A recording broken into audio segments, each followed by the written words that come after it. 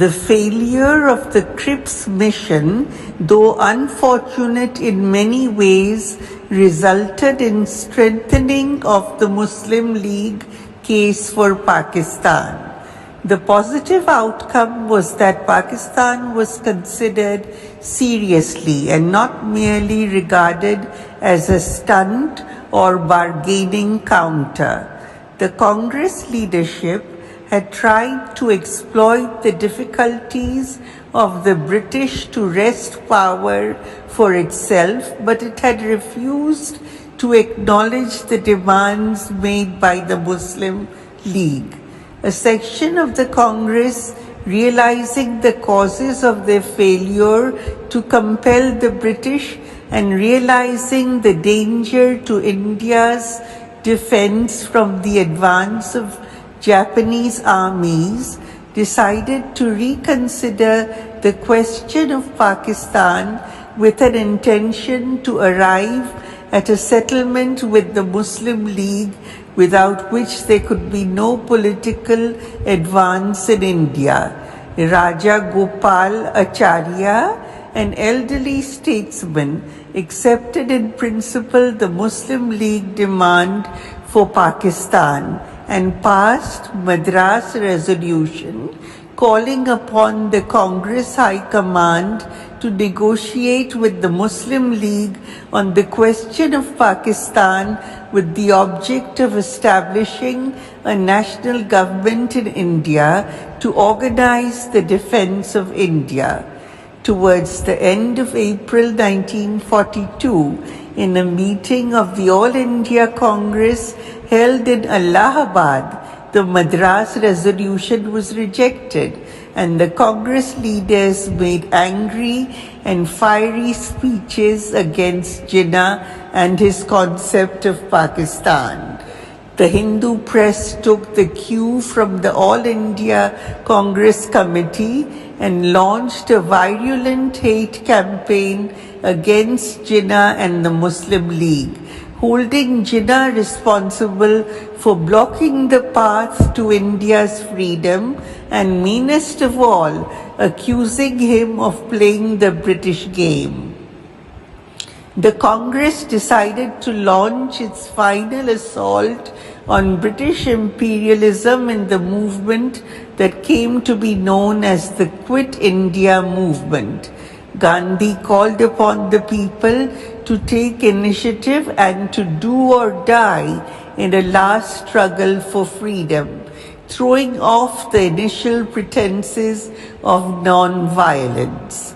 He did not consult the Muslim League or any other party and went ahead with his plans in the hope that the momentum of the mass movement would take violent forms and would involve all parties and sections of the people of India.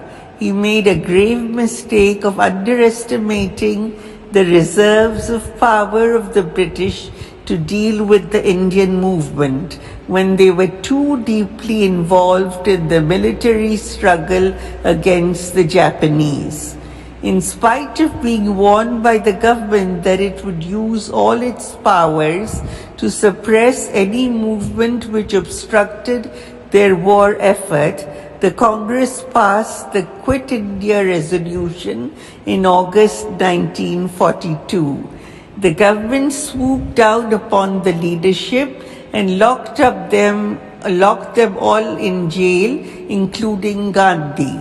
There was turmoil in parts of India for about 3 months.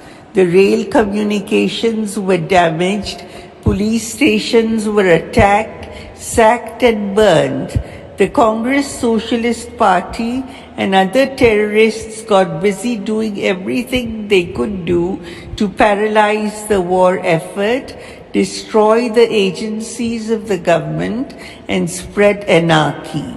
After a short span, the government was able to suppress the movement. Large sections of the people who were involved in the war effort and were thriving on war contracts recruitment to the army and defense services, ignored the Congress appeals, and went about their business as usual. To the Congress slogan of Quit India, the Qaed's answer was divide and quit. When the Muslim League Working Committee met in Bombay on 16 August 1942, there were many who wanted the League to plunge blindly into the struggle, while others went to the extreme of giving full and unconditional support to the British and crushing the Congress. The Qaed wisely advocated a middle course, avoiding both the Congress and the British traps, and concentrated more on building up the Muslim League organization and removing some of its inherent weaknesses. Jinnah received several threats of murder in June and July 1943 from the Khaksars. The threat to Jinnah's life almost materialized on the afternoon of 26 July 1943. A Khaksar named Rafiq Sabir Maznavi walked up to the Qaed's residence and attacked him with a large knife. Jinnah defended himself by catching hold of the assailant's hand. This softened the blow, and Jinnah escaped with no more than a wound on his chin and some cuts on his hand. In the meantime, Jinnah's chauffeur and others arrived at the scene and overpowered Sabir. He was subsequently sentenced to 5 years rigorous imprisonment by a British judge. In the autumn and winter of 1942-43, Bengal suffered a dreadful famine. The official estimate was that 1.5 million died of starvation or by its after effects. No one knows for sure how many starved to death or died of starvation or by its after effects. No one knows for sure how many starved to death or died of disease during these months of horror. The shortage of the rice crop would have been overcome by purchases from Burma or Thailand, but these sources were under Japanese control at that time. The provincial government was inefficient and imprudent and allowed the situation to get out of hand, while the central government under Lin Lithgow did not assert itself effectively. It was not until Wavell took over as Viceroy on 20 October 1943 and took a vigorous interest in the tragedy that anything worthwhile was done to alleviate the suffering.